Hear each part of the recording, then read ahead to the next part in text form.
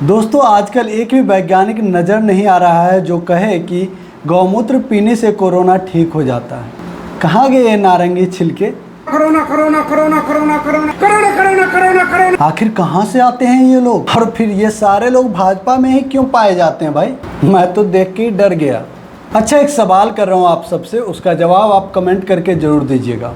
मुस्लिमों के खिलाफ पोस्ट करके जो लोग जो अंधभक्त अपनी देशभक्ति दिखाते हैं, वो लोग कभी बेरोजगारी, गरीबी, भूखमरी, शिक्षा, स्वास्थ्य, महंगाई पर पोस्ट क्यों नहीं करते भाई? कहीं इस सब मामले में हम आत्मनिर्भर तो नहीं हो गए? फिर अगला चुनाव किस मुद्दे पर लड़ा जाएगा भाई? मुझे तो अभी से टेंशन होने लग गया। दोस्तों, सच तो यह है कि जिस दिन इन मजदूरों का दर्द देश को समझ आ गया, वो दिन देश के राजनीतिज्ञों के गलत कारनामों का आखिरी दिन होगा। दोस्तों, अभी हफ्ता 2 हफ्ता ही हुए होंगे जब आसमान से फूलों की वर्षा कराई गई थी। पता नहीं क्यों, लेकिन उस दिन भी रिकॉर्ड मौत हुई थी लोगों की। उन्हीं दिनों एक डॉक्टर का वीडियो भी वायरल हो रहा था। नाम है डॉक्टर सुधाकर राव। जुर्म यह है कि 2 महीने पहले N95 मास्क एवं PPE की कमी पर सवाल उठाया और तब से सस्पेंड थे। कल आंध्र प्रदेश की पुलिस इनका हाथ बांध के इनको बीच सड़क पर पीटते घसीटते हुए ले गई। कोई बताएगा मुझे, आसमान में फिर ये फूल कब बरसेंगे, किनके लिए बरसेंगे? सच्चाई यह है दोस्तों कि आज भारत माता भी आए और सत्ता भोगी से पूछे कि तुमने अपने कार्यकाल के दौरान हमारे बच्चों को क्यों खून के आंसू रुलाया, क्यों भूखे मरने को मजबूर किया? तो जानते हैं क्या होगा?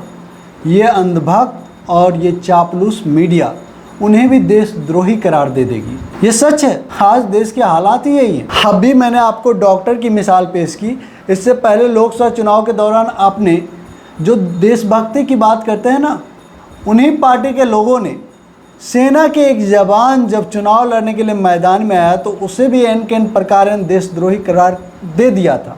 याद है आपको? और उस जवान के बारे में तो आपको पता ही है।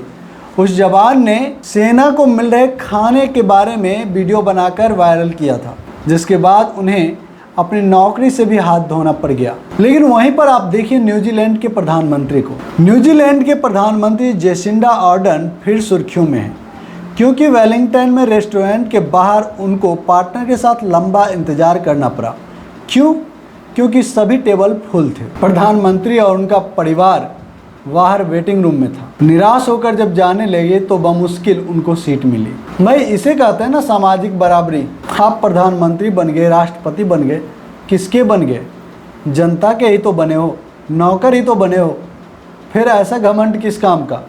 5 साल बाद जनता कान पकड़ के नीचे कर देगी। ये अलग बात है कि आज जनता बेवकूफ़ाना हरकत कर रही है, लेकिन जब असलियत पे आ गई ना, फिर तो हश्र आप उन अंग्रेज़ों का तो जानते ही हो, जिसके राज में कभी सूर्यास्त नहीं हुआ करते थे, जिस अंग्रेज़ों ने गांधी जी को ट्रेन से बाहर फेंकवाया था। उन अंग्रेज़ों को हमारे पूर्वजों ने देश से ही बाहर फेंक दिया। अगर भारत में ऐसा प्रधानमंत्री के साथ हो जाए तो क्या होगा आपको पता है? वो रेस्टोरेंट का मालिक स्थानीय पुलिस का जानी दुश्मन बन जाएगा, और खामियाजा ये होगा कि उसके जो धंधे हैं वो बदहाली के कगार पर होगी। और दोस्तों, आजकल पप्पू का बात सरकार बहुत मान रही है। कहीं गप्पू फेल तो नहीं हो गया? दरअसल नए लॉकडाउन गाइडलाइन के मुताबिक कोरोना प्रभावित क्षेत्रों का जो जोन है उसे अब राज्य तय करेगी। अब राज्य तय करेगी कि कौन सा इलाका रेड जोन है, ऑरेंज जोन है, ग्रीन जोन है या कंटेनमेंट है। यानी कि सचमुच पप्पू के सुझाव को केंद्र सरकार मानने को बाध्य हुई। आप कह सकते हैं गप्पू फेल हो गया, क्यों भक्तों? और दोस्तों, कहते हैं ना कि लगेगी आग तो आएंगे घर कई जद में, यहाँ पर सिर्फ मेरा मकान थोड़ी है। कुछ ऐसा ही हुआ है ABP न्यूज के साथ।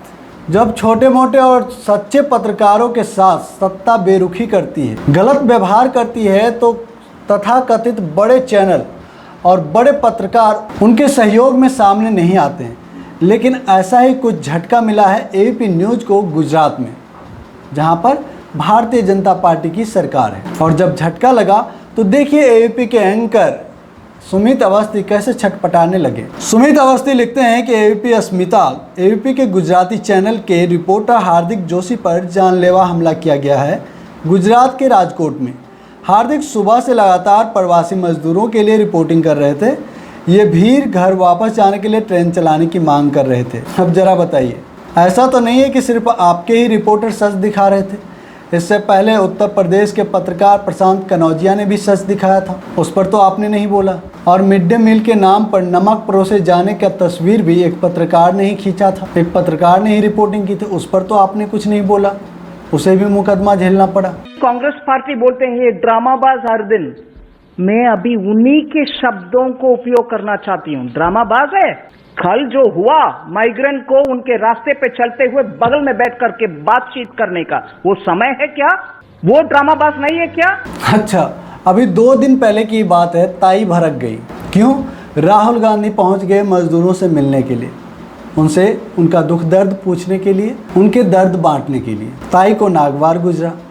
फिर ताई ने क्या कहा? राहुल गांधी को चाहिए था कि मजदूरों का सामान और बच्चे उठाकर उनके साथ पैदल चलते, उनके साथ बैठकर बात करके उनका समय बर्बाद किया। सही बात है ताई, राहुल गांधी ने निश्चित रूप से मजदूरों का समय बर्बाद किया। और आपकी सरकार भी तो जानबूझकर मजदूरों को ट्रेन के चक्कर में नहीं फंसाया कि कहीं सारे मजदूरों के लिए ट्रेन की व्यवस्था कर देंगे तो सारे मजदूरों को स्टेशन जाना पड़ेगा, समय की बर्बादी होगी। इसलिए अच्छा है कि लोग पैदल ही भूखे प्यासे अपने अपने घर को जाए। इस पर तो निश्चित रूप से कोई व्यक्ति भड़क जाएगा। राहुल गांधी ने गलत किया, ऐसा नहीं करना चाहिए उनको। राहुल गांधी जल्दी से अपनी ड्रामेबाजी बंद करो। और ताई ये देखिए आप, 3 श्रमिकों ने लगाई फांसी। किसी के पास खाना नहीं तो कोई घर जाने को परेशान था। Madam Nirmala Sitharaman ji, finance minister of India, क्या ये भी ड्रामेबाजी है? आपको ये भी ड्रामेबाजी लगती है? दोस्तों, इन्हें करारा जवाब दिया है कांग्रेस पार्टी के प्रमुख स्पोक्स पर्सन रणदीप सिंह सुरजेवाला। सुनिए रणदीप सिंह सुरजेवाला क्या कह रहे हैं। बेसहारा मजदूर सड़कों पर दर दर की ठोकरें खा रहे हैं और आप उनके आत्म सम्मान और आजीविका को रोंदे जा रहे हैं। निर्मला जी, आदरणीय मोदी जी, क्या मजदूर की बेबसी अब आपको ड्रामेबाजी लगती है? सैकड़ों हजारों किलोमीटर पांव में छाले लिए, नंगे पांव टूटी हवाई चप्पल के साथ चलने वाला मजदूर आपको ड्रामेबाज लगता है? भूखे प्यासे बगैर रोटी और दवाई के साथ चलने वाला मजदूर आपको ड्रामेबाज लगता है? पीठ पर सामान उठाए, पेट पर बच्चा उठाए चलने वाला मजदूर हमारे भाई और बहन अब आपको ड्रामेबाज लगते हैं? 135 जिंदगियां मजदूरों की ली गई, परंतु ये आपको ड्रामेबाज लगते हैं? देश के मजदूरों, श्रमिकों, कामगारों का अपमान मत कीजिए, ये घोर अपमान है। ये देश आपको माफ नहीं करेगा। संवेदनहीन, सूदखोर और साहूकार सरकार को, निर्मला जी को और मोदी जी को आगे बढ़कर देश के श्रमिकों, मजदूरों और कामगारों से माफी मांगनी चाहिए। राहुल जी उनका दर्द बांटने गए थे। अगर दर्द बांटना अपराध है तो हम ये बार बार करेंगे। क्या गूंगी बहरी सरकार को मजदूरों की पीड़ा और व्यथा से अवगत कराना अपराध है? अगर ये अपराध है तो कांग्रेस पार्टी और राहुल गांधी ये अपराध बार बार करेंगे। हम मोदी जी की तरह ड्रामेबाज नहीं, जो जब वोट चाहिए हो तो मजदूरों के पांव धोते हैं, और जब 60 दिन 70-80 दिन से मजदूर पीड़ित और व्यथा के साथ दर दर की ठोकरें खा रहा है तो उसकी टिकट का किराया भी माफ नहीं करते। मोदी जी, निर्मला जी, इस देश का मजदूर आपसे हुंकार कर कहता है, चित्कार कर कहता है, आपने अपमान किया है इस देश के मजदूर, कामगार और श्रमिक का। फौरन उनसे माफी मांगिए। और दोस्तों, मैं आप दिखा रहा हूं आपको कि अंधभक्तों के क्या हालात। जब राहुल गांधी मजदूरों से मिलने पहुंच गए, उनके पास उनके दर्द बांटने, तो अंधभक्तों की नज़र उनके जूतों पर गई। सही है ना? बिल्कुल सही जगह चुना। जो जिस लायक रहता है उसी लायक चुनना चाहिए। बिल्कुल अंधभक्तों, तुम बिल्कुल सही जा रहे हो। आपकी वही जगह है, वहाँ पर एकदम अपना कब्जा बनाए रखना। और दोस्तों, अब वीडियो के अंत में हम आपको दिखाने जा रहे हैं मोदी की सबसे बड़ी ताकत। जी हाँ, मोदी की सबसे बड़ी ताकत क्या है? आफत, यानी विपत्ति। विपत्ति को भी जो महोत्सव में बदल दे, वही तो मोदी है। इवेंट गुरु। पूरी दुनिया में इवेंट मैनेजमेंट के सबसे बेताज बादशाह। याद है पूरी दुनिया जब कोरोना करके हल्ला मचा रही थी, परेशान हो रही थी, तब हमारे जहाँपना बादशाह सलामत अहमदाबाद में क्या कर रहे थे? इवेंट। नमस्ते ट्रम्प। बहरहाल आज हम उस पर बात नहीं करेंगे, हम बात करेंगे प्रधानमंत्री के इस ट्वीट पर। प्रधानमंत्री मोदी लिखते हैं कि यह गीत हर किसी को उत्साहित और प्रेरित करने वाला है। इसमें आत्मनिर्भर भारत के लिए सुरों से सजा उद्घोष है। दरअसल ये बातें प्रधानमंत्री लता मंगेशकर जी के एक ट्वीट को रीट्वीट करते हुए लिखा। और लता मंगेशकर जी के ट्वीट में क्या था वो देख लीजिए आप।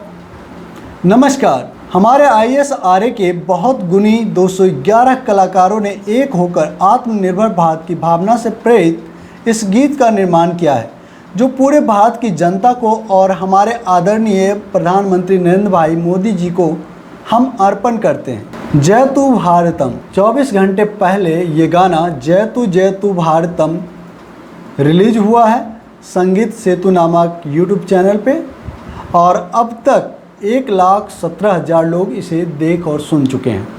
एक गाना जिससे पता नहीं कितने मजदूरों के दुख दर्द कम होंगे, कितने छोटे मंझोले व्यापारी जो बर्बाद हो गए कोरोना काल में, उन्हें कितनी राहत मिलेगी इस गाने से।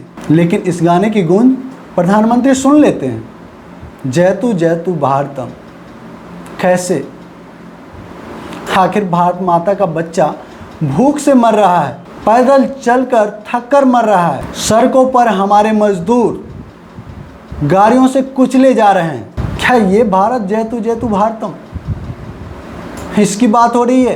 अरे प्रधानमंत्री जी, आपने 1,17,000 लोगों ने देखा, उस वीडियो पर आपकी नज़र पड़ गई, लेकिन आपकी नज़र इस गाने के बोल पर नहीं पड़ी।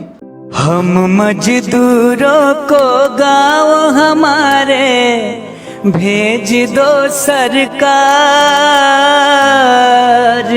सुना पड़ा घर द्वार।